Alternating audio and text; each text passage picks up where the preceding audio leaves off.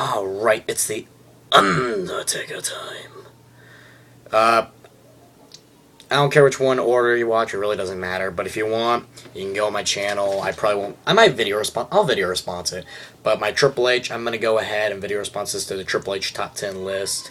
Pretty much, they're linked for the whole Undertaker vs. Triple H top 10 list.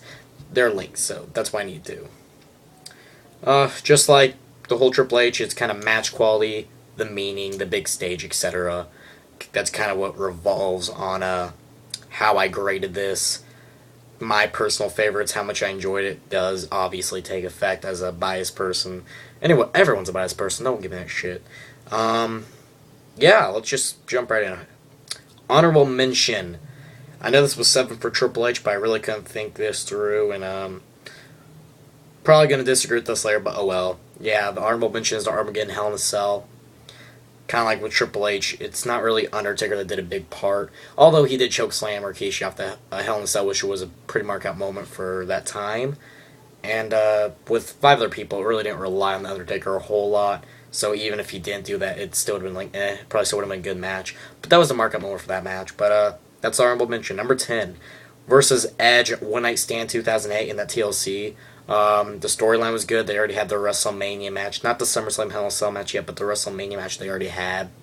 The whole build with Vicky Guerrero and Edge getting the Money in the Bank and just a lot of fucking stuff here. Actually, that might have been 2007. Don't hold me on that Money in the Bank, but the whole Vicky thing and the whole Bam Neely and Chavo and Zack Ryder and oh my god, there was a whole load of people for Edge's faction, but yeah, you had the whole thing and the ending. I definitely marked out for when Edge pushed Undertaker off the ladder out of the ring and through the tables. That was a hell of a mark-out moment for me. I was like, oh my god, Undertaker's gone just to come back to the next month. But that's okay, you know, he's an Undertaker. Yeah. Pretty much the whole storyline, though, was Undertaker was going to have to retire or quit or something. I don't remember. This was 2008. That was a while ago. Yeah, whatever, though. Good match. 10. Number 9, versus Brock Lesnar, the Animal Cannibal Animal. Hell in a Cell match it was at the 2002 edition of No Mercy. Some of the stuff I enjoyed was Paul Heyman being the manager for Brock Lesnar still at this time.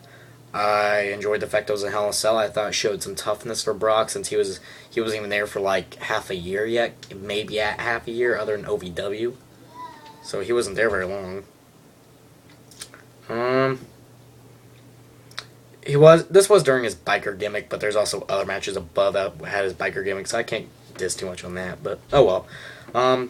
Good match. Go check it out too. Check out all the matches on this list, and you should check out all the matches on Triple H list if you get time. I'm not gonna say, go watch a gun to the head, you know, nothing like that, but you should. Number 8.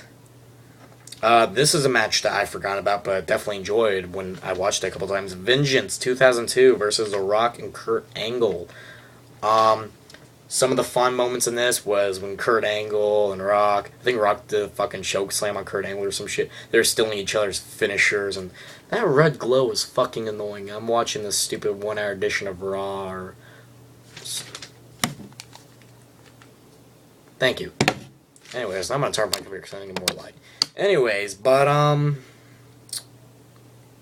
yeah, I enjoyed how they were using each other's finishers. I enjoyed the whole entire Undertaker as the champion, kind of the veteran with these two, because Kurt Angle was still fairly young. Rock was a little bit past his prime already, in my opinion, but still good off these two. Rock won, just to lose the belt at SummerSlam, but oh well. Point is, I liked it. I like Undertaker. This match, Rock, Angle. I couldn't put 3 better guys in a triple threat situation for that time. I guess. I don't know. It was a good match. Let's just go with that. Number 7 versus Edge at WrestleMania 24. I don't know what to say about it, except for it was a hell of a match. Even though I don't know, it shouldn't have gone off last because there was a, what's it called? Ric Flair versus Shawn Michaels, and Ric Flair is supposed to be last match, but nah. It was still a good match. I think it pushed Edge to the main event limits, and I guess they couldn't have done it sooner since all the injuries with Edge, poor Edge, and Glad he's going to the Hall of Fame, though Macho Man isn't. That video's still coming, people. I'll probably make it after WrestleMania. Number 6. Wait, I just did. No, I didn't. Number 6. SummerSlam 08 versus Edge in a Hell in a Cell. Probably the best of the Edge matches according to this list, and according to my opinion. Hell in a Cell definitely improved it. It was more of a hardcore thing. It was Undertaker's big return back. I don't know where Edge went after this. I think he was injured or something, but came back at Survivor Series to win the world belt. I don't know. It's kind of weird how Undertaker and Edge and then Triple H and all just leave, come back, leave, come back. I'm done trying to keep track of it. But point is, good match. Ending was but I still liked the match. Versus Batista at WrestleMania 23. Believe it or not, I was thinking about putting this above WrestleMania 27, but I don't want to get heat from Undertaker vs. Triple H fanboys, even though the bottom is going to get me more heat than that possibility. But whatever. The only problem I have with versus Batista at WrestleMania 23, I'm not going to say Undertaker versus, you should know it's Undertaker by the title. But anyways, I think the match at the pay-per-view should have went longer. Just my opinion. Number 4 versus Triple H, WrestleMania 27, last year. Again, it was last year. Hopefully you saw. If you didn't, hopefully you can go find it. I don't know. If you didn't see it, poor you. It's probably the best match of last year, not Punk versus Cena. My opinion. Number 3 versus Mankind, 98, King of the Ring in a Hell in a Cell match. Oh my god, another Hell in a Cell match. Last of the Hell in a Cell matches for this list, believe it or not. But, wow. In reality, yeah, sometimes the battery thing pops up my camera. But anyways, wow. The bumps, that's what carried this in most people's mind. They probably don't know what pay-per-view it's at, but when Undertaker threw Mankind off the top of the Hell in a Cell, he went through the damn announcer's table. That's something that people mark out for. And then when he chokeslammed through the top of the Hell in a Cell, people mark out for that, and I did too. That's how you get people. That's what the Attitude Era should have revolved around, and kind of did, more or less Stone Cold. But wow, I can't say anymore. And I probably should have put that as number 2, but the last 2 are one and the same in a hole in the heart. Number 2 versus Shawn Michaels at WrestleMania 26, their career versus streak match.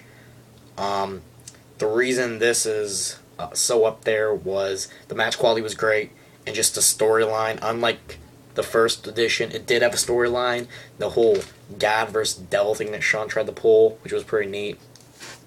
I liked that. And the whole entire, just the storyline, it just carried through so swelly, and I like that. Swelly, helly. I like swelly, that sounds right. But yeah, it's the storyline I like the first one, and guess what number 1 is? I bet you could figure this out. Versus Shawn Michaels at WrestleMania 25. Rumors weren't swerving yet that Shawn Michaels was leaving. It seemed almost right. The build was very, very good. Just 26's build, you could argue, was better, but I thought the build for this was good too. I believe this was also coming off the heels of that whole JBL storyline, making HBK, in my opinion, look really strong. What can I say? If you didn't see the HBK, I'm not going to say trilogy since there was only 2 matches, but if you didn't see the whole duet matches, you got to go watch those. Those are arguably some of the best matches in WWE history. Probably the best matches in WrestleMania history. That can't be argued. I guess it can. Anything can be argued, but I love both of those. That's why they're my top 2 for Undertaker, but that's okay. So, again, if you want, go see my list for Triple H. I'm probably going to video response if I remember. Don't know when I'm going to upload these. Probably sometime later tonight after Raw if I feel like it. It's a lazy day, guys. That's a lazy day. But anyways, hope you enjoyed this list. Feel free to comment below your top 10 list for The Undertaker. Inbox me, whatever, a list. If you don't want to comment below for whatever reason, I don't care. If you want to tell me your list, I don't care how you do. Just tell me your list. If you want to tell me your list, you can subscribe up above, like this. Check out some of my other videos. Check my channel to check out other channels you should check out. And just check out my channel. It's whatever. Yeah. Lazy day. Whee! It's done. We'll talk to y'all later, guys.